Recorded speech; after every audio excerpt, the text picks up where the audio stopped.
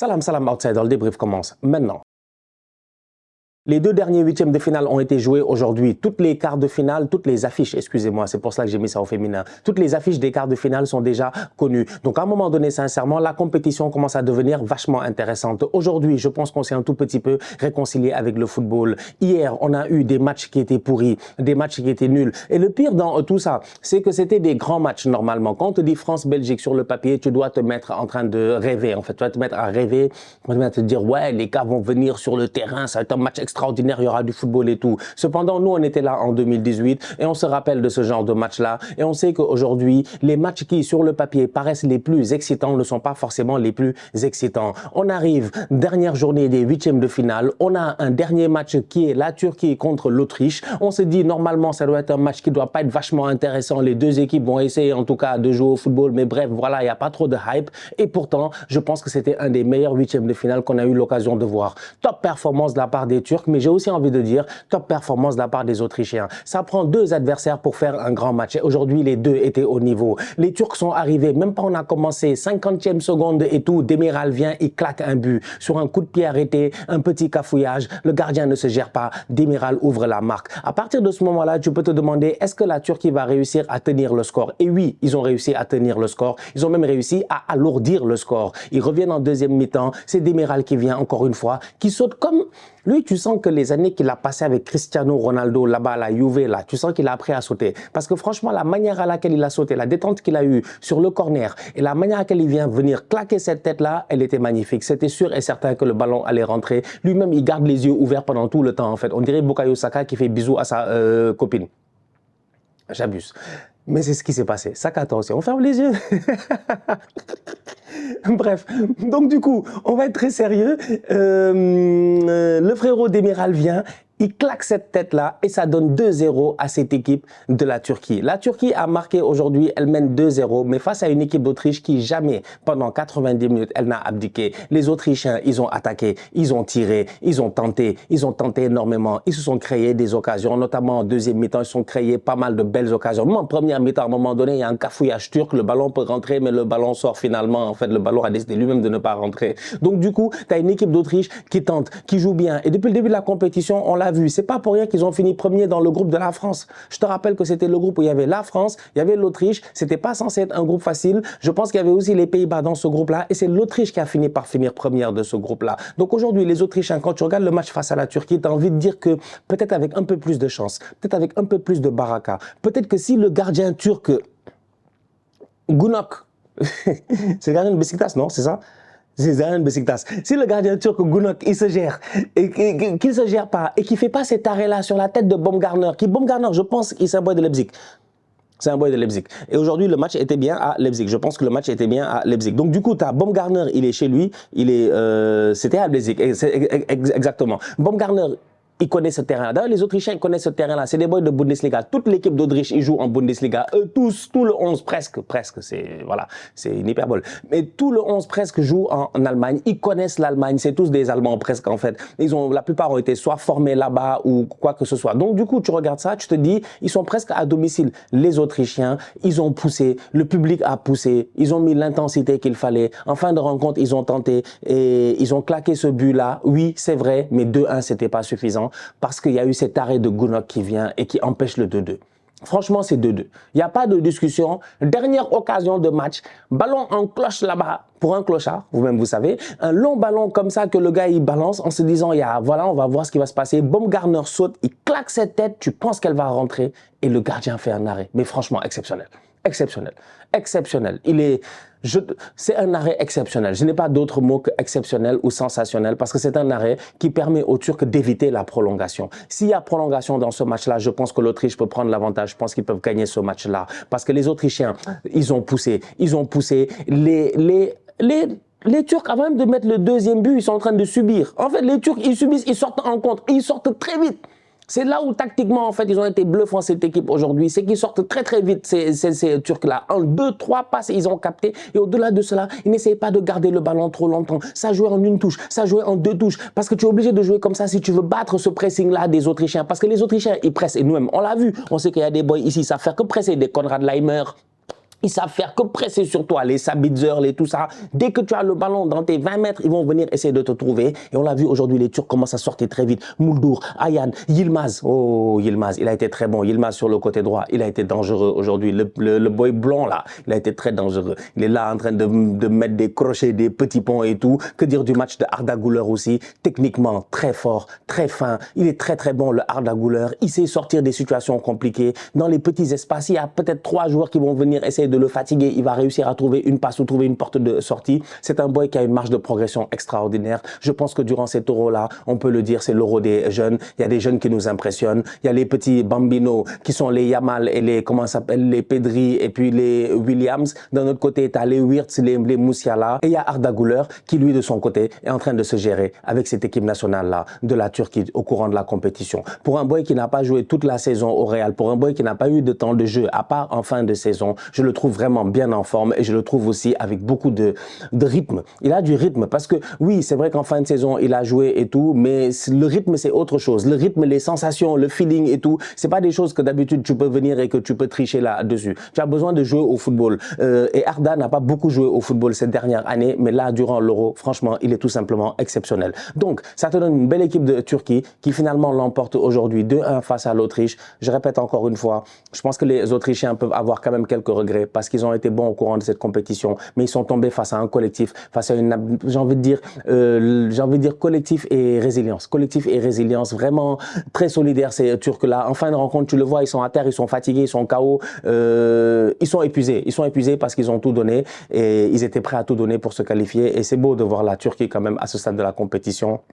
Ça faisait longtemps qu'on les avait pas vus à ce niveau-là, cette équipe nationale. Ils ont un public de malades, ça aussi, il faut le dire. Donc, pour l'ambiance, ça promet. Turquie, Pays-Bas, c'est le match que franchement, je pense que c'est un quart qui va être très très chaud. Ça va être un quart très très chaud. De leur côté, excusez-moi, les Néerlandais se sont gérés aujourd'hui. Ils ont gagné 3-0 face à la Roumanie. La Roumanie, en début de compétition, on s'en rappelle, on en avait parlé, très belle équipe. On avait dit ici que la Roumanie, c'était le Brésil, avec des joueurs très intéressants, comme le boy Man sur le côté. Il y a Agui aussi, bon, Agui, son daron, c'était une légende. D'ailleurs, en passant, quiconque a vu ce match Pays-Bas-Roumanie, je pense qu'il peut être d'accord sur le fait que, à mon humble avis, ce match-là, je pense qu'il change à la minute où Agui se blesse. En fait, Agui se blesse après, je ne sais même pas, après peut-être 5 minutes ou 2 minutes ou 3 minutes, je ne sais plus exactement. Mais Agui se blesse. Quand Agui se blesse, on arrête le match pendant quelques minutes et tout, parce qu'on doit lui mettre un pansement sur la tête et tout ça, parce qu'il est en train de saigner. Mais quelques secondes avant, mais les Néerlandais sont en train de mourir. Les Néerlandais, on a commencé le match, on a sifflé, ils ont commencé à paniquer. Franchement, les Néerlandais, pendant 15 minutes, ils étaient là au début du match. Attends, ils ont marqué à la 20e, oui. Pendant 15 minutes, ils étaient là. Ils n'étaient pas sereins. C'était pas très, très clair leur affaire. Pourquoi? Pour moi, je mets ça sur 2 choses. La première, c'est que les Roumains sont venus avec la pression. Au début de match, ils ont mis l'intensité qu'il fallait dès le début de la rencontre, dès les premières secondes, dès les premiers contacts. Ils ont dit, nous, on va mettre le siège sur dans la moitié de terrain néerlandaise. Je pense que ça a joué le temps que les Pays-Bas mettent en place son jeu. Mais au-delà de cela, les Pays-Bas commencent le match sur le côté des Roumains. C'est-à-dire que derrière eux, il n'y a que des Roumains. Donc les Roumains, ils attaquent en jaune et derrière c'est jaune. Et il y a des banderoles et il y a des machins et c'est des fous, les Roumains, franchement. Donc du coup, tu as des Néerlandais qui pendant 10 minutes sont en panique. J'ai l'impression qu'ils n'arrivent pas à trouver les bons links, les liens. Et à un moment donné, les liens se font. Et dès que les liens se font, ils sortent une top performance. Donc, on finit par top performance de la part des Pays-Bas. Franchement, ils gagnent 3-0 aujourd'hui. Ils ont été excellents. Daniel Malen est rentré en deuxième mi-temps. Il a claqué un doublé. Je pense que ça, c'est bien. C'est le premier doublé de la compétition. Aujourd'hui, on n'avait pas encore eu de doublé. On a eu 2 doublés aujourd'hui. Malen avec les Pays-Bas. En plus, il a joué la finale de la Ligue des Champions. Il a eu l'occasion d'aller en finale de la Ligue des Champions avec Dortmund et tout. Donc, je pense que c'est une belle récompense pour lui. Il fait une très belle rentrée en deuxième mi-temps. Il est pertinent. Il claque un doublé. Et Demiral avec la Turquie. Donc du coup, tu as une équipe néerlandaise qui, comme je dis, pendant les 10-15 premières minutes, c'est un tout petit peu le flottement, mais à un moment donné, elle pose le jeu et dès qu'elle pose le jeu, c'est terminé. Ils ont fatigué les Roumains et c'est passé sur le côté droit avec Denzel Dumfries. Il a été injouable aujourd'hui. Franchement, tout est passé avec Dumfries. Tout était sur le côté de Dumfries. En fait, les Néerlandais ont un système de jeu qui est très très fatigant parce que les Néerlandais viennent et ils t'attaquent. Je sais même pas comment l'expliquer en fait. Ils attaquent de manière très bizarre. De Vrij, Van Dijk et Ake ne montent pas beaucoup. De Vrij et Van Dijk sont en défense centrale. Ils jouent à 2 derrière. Ake vient se positionner au milieu de terrain, genre Zinchenko, tout ça, comme tu veux. Il rentre un tout petit peu vers l'intérieur. On est d'accord sur ce point-là. Dumfries, il joue ailier. Dumfries, il joue là-bas. Il joue carrément ailier. Ça, que personne ne vienne nous fatiguer. Dumfries est dans une position d'ailier gauche. Ça, nous tous, on a eu l'occasion de le voir.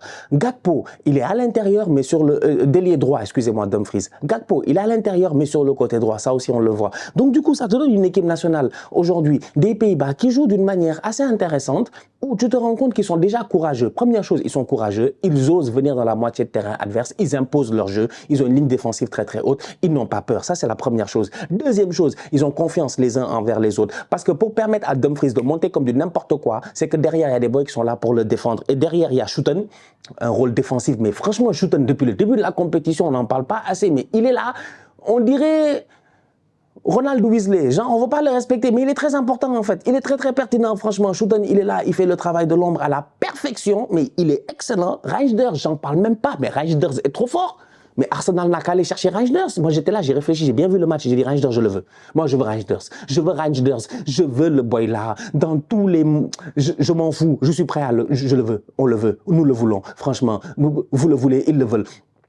He's too good. Il est trop bon. En fait, moi, je vois déjà les milieux Reijnders Rice. C'est des milieux Reijnders Rice. Odegaard, il est excellent durant cet Euro. Je vous ai dit. Et puis, il vient avec ses chaussures Mizuno, là. On aurait dit un Thiago Motta qui va vite. Il est là à faire des passes aveugles. Il est vraiment très, très fort. Donc, un double pivot néerlandais excellent. Xavi Simons, il joue pas vraiment en 10. Il va se coller là-bas sur le côté. Donc, du coup, en fait, ils attaquent à deux comme ça. Ils attaquent, hein. En première mi-temps, c'est Bergwijn, qui était à Tottenham dans le temps, n'est-ce pas? Bergwijn. Disons El Malen. Donc, ils ont Malen ou Bergwijn et Dumfries. Ils ont deux là-bas sur le côté qui t'attaquent en permanence. Toi, tu es le latéral là. En permanence, tu as deux mecs qui sont là-bas. De l'autre côté, tu as Gakpo et Simons. Ils sont deux là-bas à venir en permanence, en fait, sur ton côté. Memphis, il est là. Il est là. Bon, Memphis, il est là. Il faut qu'il soit présent avec son bandeau là. Memphis, il a cru que... Memphis, il a cru qu'ici on marque des buckets.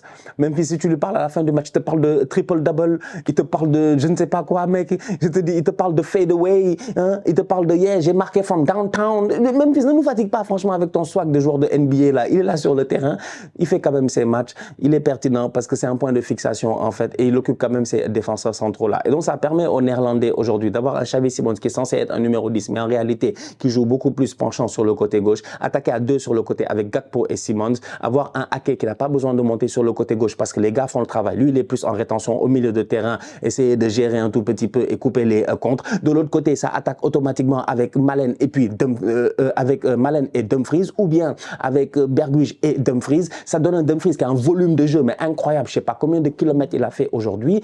Et derrière, ça tient. Donc ça donne des Néerlandais courageux. Ils attaquent, ils poussent, ils viennent dans la moitié de terrain adverse. Et c'est normal qu'ils claquent 3 buts aujourd'hui. Franchement. Normal. Cody Gakpo met un superbe but, il n'y a rien à dire, il rentre sur son pied, il frappe.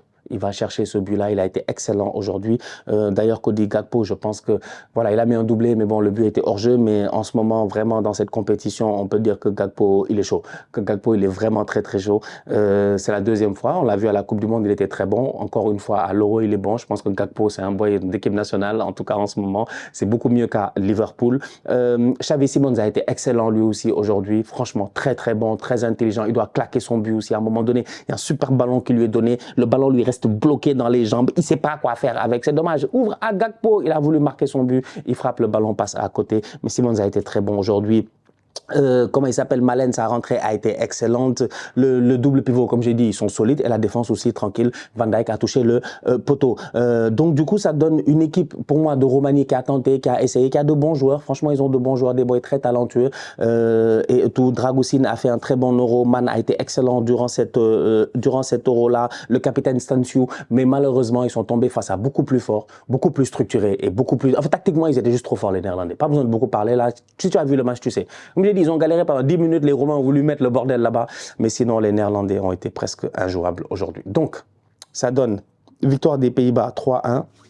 Et d'un autre côté, 3-0, excusez-moi, face à la Roumanie. Et d'un autre côté, la Turquie gagne 2-1 face à l'Autriche. Ça nous donne donc un match qui promet d'être intéressant. Pays-Bas, Turquie, ça promet. Bref, ça va être chaud. Ah ouais, les quarts, j'ai trop hâte. Là, maintenant, là, on a 4 quarts, 4 grosses rencontres. Ça va être chaud. La famille, on se capte très bientôt pour une nouvelle vidéo. D'ici là, on continue à liker, on continue à partager. On s'abonne, on s'abonne, on s'abonne. On est ensemble, on reste en santé, c'est toujours le plus important. Tous outside.